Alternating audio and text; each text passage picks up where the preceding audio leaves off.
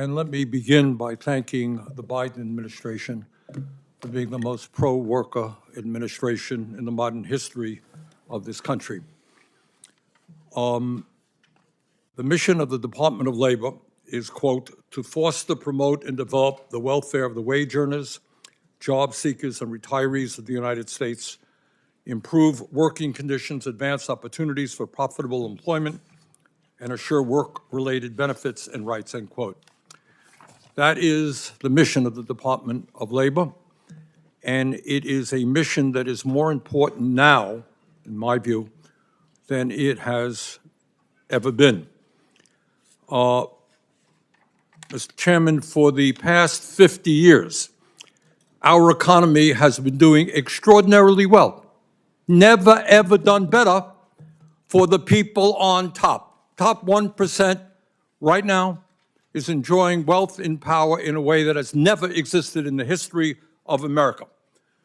We now have the absurd situation, the disgraceful situation, where three people, Mr. Musk, Mr. Zuckerberg, and Mr. Bezos, are now worth over $900 billion. That is more wealth than the bottom half of American society, 170 million people. Is that really what America is supposed to be about?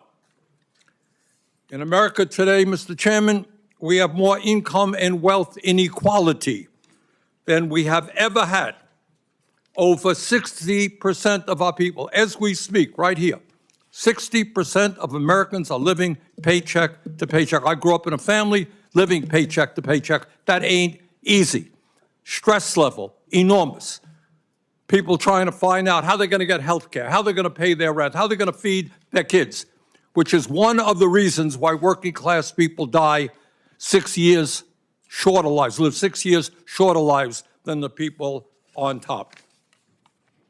Given all of this reality of an economy that's working well for the billionaire class, but not for working families, we need a labor secretary who, in fact, is going to be a champion of working families, not be ambiguous about it, but stand up for the working families of our country. We need a labor secretary who understands that we must raise the minimum wage. Now, $7.25 federal minimum wage. Anybody think that anywhere in America can live on $7.25 an hour? We need a labor secretary who will work each and every day to make it easier, not harder, for workers to exercise their constitutional right to form a union and collectively bargain for better wages, benefits, and working conditions.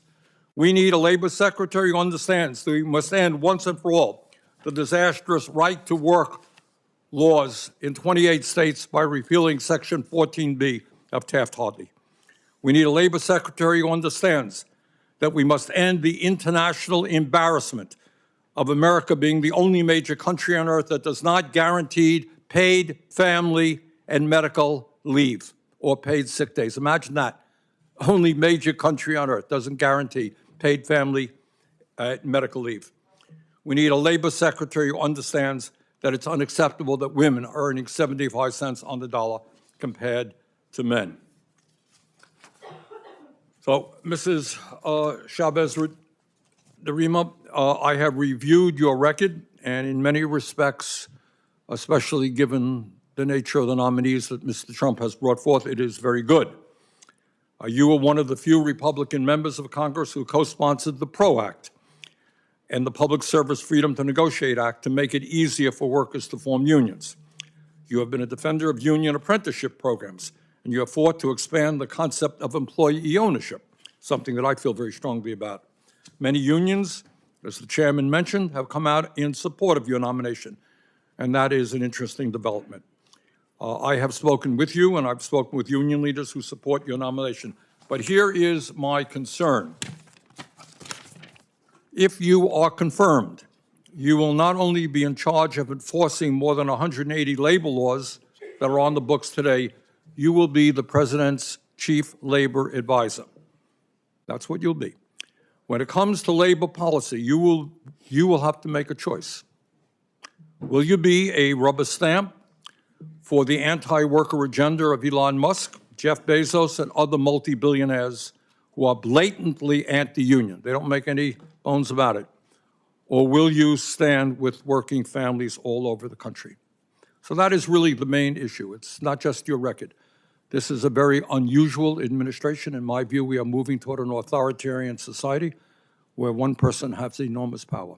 Will you have the courage to say, Mr. President, that's unconstitutional, that's wrong, I will not stand with you. So with that, I look forward to hearing what you have to say, and thanks for being with us.